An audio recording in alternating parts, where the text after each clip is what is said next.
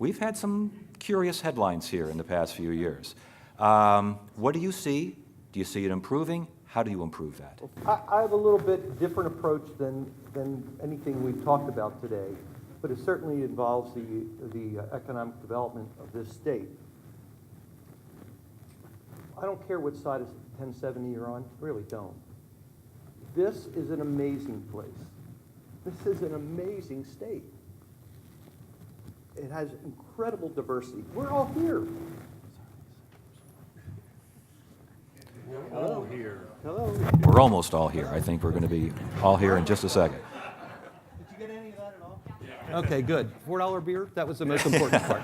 Okay, that was a good part. Tourism is an incredible economic driver in this state. Tremendous. It's not as narrow as tourism. It's not as narrow as, and it's perceived as a low income.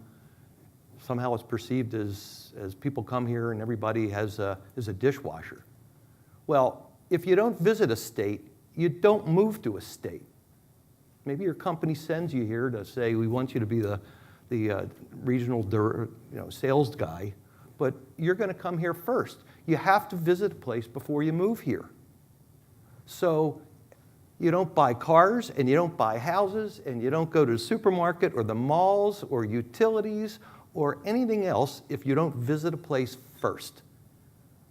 1070 has not stopped that because this is such an amazing place to be. That's why we're all here. So for every dollar that's spent in tourism, $6 to $8 comes in here. This is a $20 billion direct spend industry, not counting housing, not counting malls, not counting retail or cars or anything else. This is a tremendous economic driver here. If we want people here to move here, to work at our businesses, whether it's aerospace or it's technology or whatever it is, get them here first. Have them sample this. That's great marketing. And we have to market this place. We have to do that.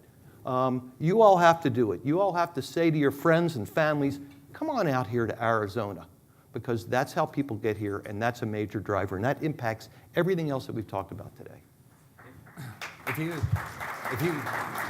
Yes, please. If you look back over the last 25 years, Arizona's economic growth has doubled. If you run these regression analysis, has doubled the nationwide economic growth. So if the nation's at zero, we're at zero.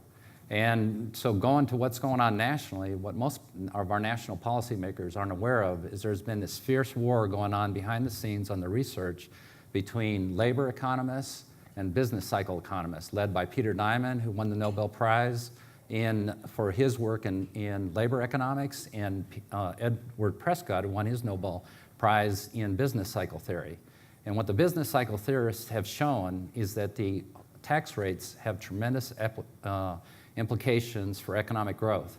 They compared Europe to the United States over the Reagan cycle, and what they showed is that our adult was working an average of 28 hours a week, while in France, for example, they were working 16 hours a week, and they were able to tie that to the rates of marginal taxation.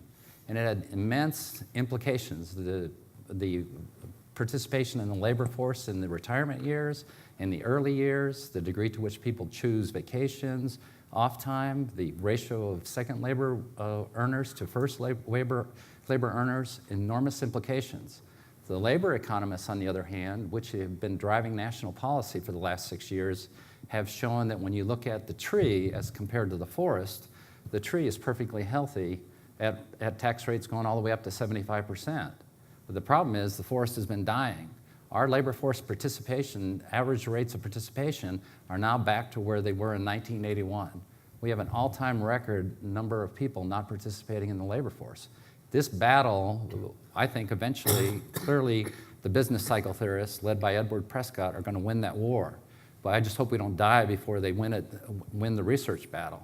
Peter Diamond is being recommended for to go to the feds, and I think that would be an unmitigated disaster for the United States.